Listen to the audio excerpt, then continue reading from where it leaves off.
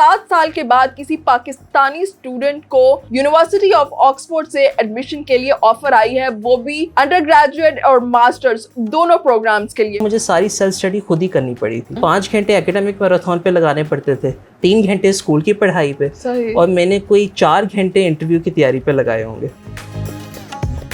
7 साल बाद किसी को अंडर ग्रेड में साइंस डिग्री के लिए ऑक्सफोर्ड यूनिवर्सिटी से स्टूडेंट को ऑफर आई है और वो इस वक्त हमारे साथ मौजूद हैं, हारिस अहमद जी। कैसे किया ये? देखिए, बहुत लंबा और एग्जॉस्टिव प्रोसेस होता है। पहले आपको अपने प्रेडिक्टेड ग्रेड्स भेजने पड़ते हैं, उसके बाद फिर आपको अपनी पर्सनल स्टेटमेंट देनी होती है ऑक्सफोर्ड को, फिर आपके टेस्ट्स होते हैं कुछ सब्जेक्ट्स के लिए, फिर आपको इंटरव्यूज़ के राउंड्स पास करने होते हैं जिसमें ऑक्सफोर्ड के प्रोफेसर्स आपको इंटरव्यू करते हैं, और फिर जाके आपको जनवरी में आपका डिसीजन मिलता है। मतलब ये अच्छा खासा एक लंबा प्रोसेस है। बहुत एग्जॉस्टिव और लंबा प्रोसेस है। हाँ जी। अच्छा, जो इंटरव्यूज़ आपके हुए हैं वो ऑनलाइन थे सारे इंटरव्यूज़? हाँ जी, सारे इंटरव्यूज़ ऑनलाइन होते हैं, चूँकि पाकिस्तान में मैं बेस्ड हूँ तो, और ऑक्सफोर्ड के प्रोफेसर्स ऑक्सफोर्ड यूनिवर्सिटी पे हैं, तो उनके लिए बड़ा इनकन्वीनियंट होता है इधर उधर ट्रैवल करना, और वो इस बात को समझते हैं कि आपके लिए भी बहुत इनकन्वीनियंट होता है ट्रैवल करना, तो वो इसलिए फिर सारे इंटरव्यूज़ ऑनलाइन कंडक्ट करते हैं। अच्छा हारिस, मुझे ये बताइए कि कौन से प्रोग्राम के लिए आपने अप्लाई किया था और कौन से प्रोग्राम में आपको जो है वहाँ से ऑक्सफोर्ड यूनिवर्सिटी से एडमिशन का ये जो प्रपोजल आया है? मैंने जिस प्रोग्राम में अप्लाई किया था उस प्रोग्राम का नाम है अर्थ साइंसेज। वो एक 3+1 प्रोग्राम है, जिसमें 3 साल अंडर ग्रेजुएट के होते हैं और 1 साल मास्टर्स का कंबाइंड एडमिशन मिलता है आपको। तो मुझे अंडर ग्रेड और मास्टर्स दोनों का एडमिशन मिला। आपको अंडर ग्रेड और मास्टर्स दोनों के लिए एडमिशन ऑफर आई है? हाँ जी। जबरदस्त। अंदाजा था कि एडमिशन हो जाएगा? अंदाज़ा तो बिल्कुल भी नहीं था। मेरे पेरेंट्स काफ़ी सपोर्टिव थे, मेरे स्कूल काउंसलर्स बहुत सपोर्टिव थे। उन्होंने कहा था कि ट्राई करने में कुछ नहीं जाता, और क्या पता हो जाए, अगर 7 साल से किसी का नहीं हुआ तो आप कौन होते हो घबराने वाले, आपको ट्राई करनी चाहिए। सही। तो उन्होंने मेरा पैशन रिकग्नाइज़ किया, उन्होंने देखा कि जो मैं पढ़ना चाहता हूँ अर्थ साइंसेज, वो पाकिस्तान में बिल्कुल भी पॉपुलर नहीं है, ना ही यहाँ पे कोई इंडस्ट्री है अर्थ साइंसेज से रिलेटेड। तो उन्होंने कहा कि आपको ज़रूर बाहर अप्लाई करना चाहिए, और उन्होंने कहा कि आपको बेस्ट जो प्रोग्राम है, बेस्ट यूनिवर्सिटी के लिए अप्लाई करना चाहिए, क्योंकि आपके अंदर वो कैपेबिलिटी है उधर तक पहुंचने की और उधर पढ़ने की। अर्थ साइंसेज जो है पाकिस्तान में, जैसे कि आपने भी कहा कि उसका कोई इतना खास स्कोप नहीं है, उसके लिए टीचर्स नहीं है, इंस्टीट्यूट नहीं है, तो फिर कैसे सोचा कि भाई मुझे इस डिग्री के लिए अप्लाई करना चाहिए, और जो पढ़ाई की टेस्ट के लिए वो कैसे की? एज सच अर्थ साइंसेज का कोई टेस्ट नहीं होता, जो टेस्ट होता है वो इंटरव्यू में ही कंडक्ट होता है। अच्छा, पहले पढ़ चुके हैं आप अर्थ साइंसेज O लेवल या A लेवल में? नहीं, बिल्कुल भी नहीं।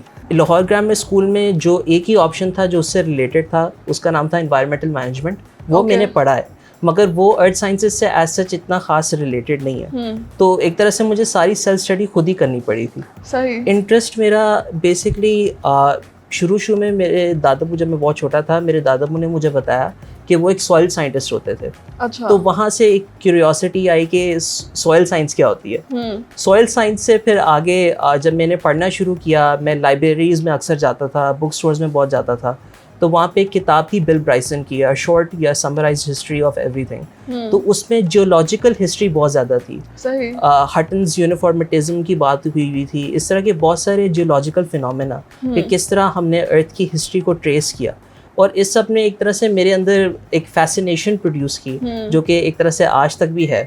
सही। तो वहाँ से मेरा इंटरेस्ट शुरू हुआ, और फिर आहिस्ता आहिस्ता जब मैं बड़ा होता गया, ऑनलाइन इंटरनेट के थ्रू मुझे बहुत सारा एक तरह से कह लें आप एक्सपोजर मिला, और फिर वहाँ से मेरा इंटरेस्ट फॉर्मुलेट हुआ। फिर मैंने सोचा कि मैं अप्लाई करूँगा यूनिवर्सिटी में अर्थ साइंसेज के लिए। ये ऑफर जो है ऑक्सफोर्ड से आपको जो एडमिशन के लिए प्रपोजल आया, वो कब आया? ऑक्सफोर्ड का जो डिसीजन है वो 9 जनवरी को आया, जो कि मेरी बर्थडे भी है। अच्छा, वेरी नाइस। एक तरह से बर्थडे सरप्राइज, एक तरह से बर्थडे का तोहफा मिल गया मेरे लिए, और मैं तो बिल्कुल भी एक्सपेक्टिंग कर रहा था। तो मैं और मेरे वालिदैन तो बहुत खुश थे। मैं एकदम से बहुत ज़्यादा पॉपुलर हो गया, तो एक तरह से फेरी टेल स्टोरी है। मैं यही कह सकता हूँ। अच्छा, तो अब बाकी जो आपके स्टूडेंट्स हैं, आपके जो क्लासमेट्स हैं, वो आपसे कोई टिप्स वगैरह लेते हैं कि कैसे आपने प्रिपेयर किया, कैसे ऑक्सफोर्ड में एडमिशन मिला? मेरे काफ़ी क्लासमेट्स ने मुझसे पूछा कि किस तरह किया, कैसे किया, और मैं ऑनेस्टली उनको ये पता था कि कोई सीक्रेट एक तरह से इंग्रेडिएंट नहीं है। आपको बस अपना ऑल देना पड़ता है और बस आपने कोशिश करनी होती है अपनी कि आप हर स्टेज पे आप घबराओ मत और आप कॉन्फिडेंटली जो भी कुछ करना पड़ता है आप वो कॉन्फिडेंटली करो। काफ़ी मेरे जूनियर्स थे जिन्होंने मुझे बेसिकली इंस्टाग्राम और व्हाट्सएप पे मैसेजेस किए कि हारिस भाई आपसे ये कैसे हो गया, आपने कैसे किया। तो मैं उनको यही समझाता था कि आपको प्रोसेस को देखना पड़ता है और उसमें फिर केयरफुली अपने आप फैसला करना होता है। अगर आप मिसाल के तौर पे आप ईकॉन पढ़ना चाहते हो और आपने ए लेवल्स में ईकॉन नहीं लिया हुआ तो ऑब्वियसली फिर आप अप्लाई करना आपके लिए बहुत मुश्किल होगा। बिल्कुल। तो ये टिप्स एंड ट्रिक्स लोगों ने मुझसे मांगी थी, तो मैं उनको बस यही कहता हूँ कि बस अपनी बेस्ट कोशिश करें और इंशाल्लाह आपका भी शायद एडमिशन हो जाए। Like hard work is the key to success. Definitely. क्या आपका शेड्यूल रहता था स्टडीज के हवाले से? 3 चीज़ें एक वक्त पे मुझे मैनेज करनी पड़ रही थी, तो मेरा स्केड्यूल बहुत ख़राब था उस वक्त। मुझे 5 घंटे एकेडमिक मैराथन पे लगाने पड़ते थे, 3 घंटे स्कूल की पढ़ाई पे और मैंने कोई 4 घंटे इंटरव्यू की तैयारी पे लगाए होंगे। राइट। तो जो एकेडमिक मैराथन में मैंने हार्ड वर्क किया वो तो पे ऑफ हो गया, तो अल्लाह का शुक्र है अब मैंने गोल्ड मेडल जीता इंटरनेशनली। ओके। तो फिर एशिया में भी जीता था और फिर इंटरनेशनली भी जीता और पाकिस्तान में भी फर्स्ट था। तो वो तो हार्ड वर्क सारा पे ऑफ हो गया। सही। इंटरव्यू के लिए भी जैसे आपने देखा पे ऑफ हो गया। उसके लिए मुझे बड़ी ज़्यादा तैयारी करनी पड़ी थी और उसमें मुझे बहुत नींद आ रही थी, तो मैं कॉफ़ी पी रहा था कि मैं बस जाग के रहूं। सही। और फिर स्कूल के एग्जाम्स दिए तो वो भी अल्लाह का शुक्र है ठीक हो गए। सही। तो ये बस आपको एक तरह से मैनेज करनी पड़ती हैं चीज़ें एज दे कम, क्योंकि एक तरह से मैनेजमेंट करना अपने वर्कलोड की एक बहुत एसेंशियल स्किल है जो हर किसी के लिए ज़रूरी होती है। बिल्कुल। अच्छा हारिस, मुझे ये बताएंगे जो आपको एडमिशन प्रपोजल आया ये कंडीशनल ऑफर है या फिर अनकंडीशनल ऑफर है? ये कंडीशनल ऑफर है। बहुत रेयर होता है किसी के लिए कि किसी को एक अनकंडीशनल ऑफर मिले। जो मेरा कंडीशनल ऑफर है उसमें मुझे ए लेवल ग्रेड्स A*, A चाहिए, यानी 1 A* और 2 A's, जिनमें मैथमेटिक्स में A ज़रूरी है मेरा। तो ये मेरी कंडीशनल ऑफर है। आपको आपकी प्रेडिक्टेड ग्रेड्स की बेसिस पे एडमिशन दिया जाता है। हर यूनिवर्सिटी इसी तरह करती है कि वो ज़्यादा बच्चों को एडमिशन देती है और उनको पता है कि कुछ बच्चे या तो नहीं आ पाएंगे या जो अपनी कंडीशंस फुलफिल नहीं कर पाएंगे। तो वो इस तरह से एडजस्टमेंट करते हैं अपनी क्लास की, जितने लोगों की उनके पास कैपेसिटी है उतने ही लोगों को एडमिशन दिया जाए। तो आप होपफुल हैं कि आप उनकी कंडीशंस को मीट कर सकेंगे? मैं उनकी ग्रेड कंडीशंस तो इंशाल्लाह मीट कर लूँगा, बट उनकी जो फाइनेंशियल कंडीशंस हैं वो मैं बिल्कुल भी मीट नहीं कर पाऊँगा। अच्छा।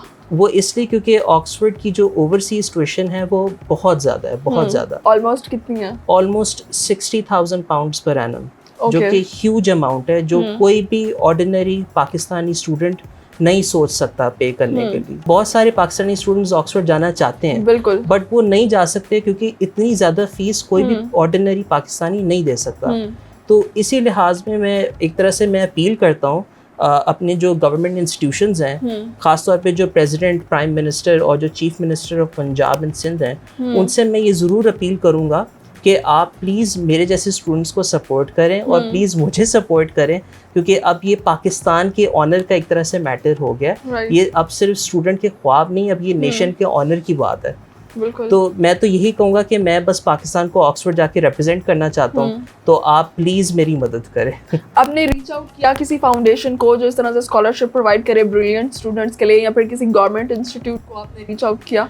अनफॉर्चुनेटली मैंने बहुत सारी फाउंडेशंस को रीच आउट किया, इतनी ज़्यादा हैं, काउंटलेस, कि अगर मैं उनके नाम अभी लिस्ट करना शुरू कर दूं तो शाम के 5 बज जाए। अच्छा। मगर इशू ये कि वो सारे के सारे पोस्ट ग्रेजुएट्स को, मास्टर्स को, PhDs को एक तरह से अकोमोडेट करते हैं। अच्छा, आपके इतने ब्रिलियंट जो है एजुकेशनल बैकग्राउंड के बावजूद उन्होंने आपको रिप्लाई भी नहीं किया? हाँ जी, उन्होंने रिप्लाई तक नहीं किया। कुछ ने कहा हम आपकी सपोर्ट नहीं कर सकते, कुछ ने कोशिश करने की कोशिश की, और ये फाउंडेशंस की बात नहीं कर रहा, ये मैं इंडिविजुअल लोगों की बात कर रहा हूँ जो कि अपने मीन्स के थ्रू जितना भी वो कोशिश कर सकते थे उन्होंने कोशिश की।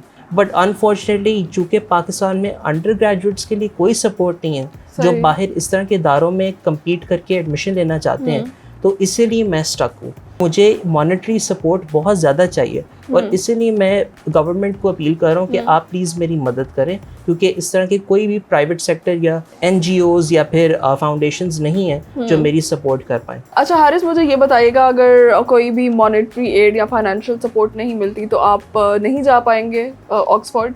फिर मैं बिल्कुल भी नहीं जा पाऊँगा।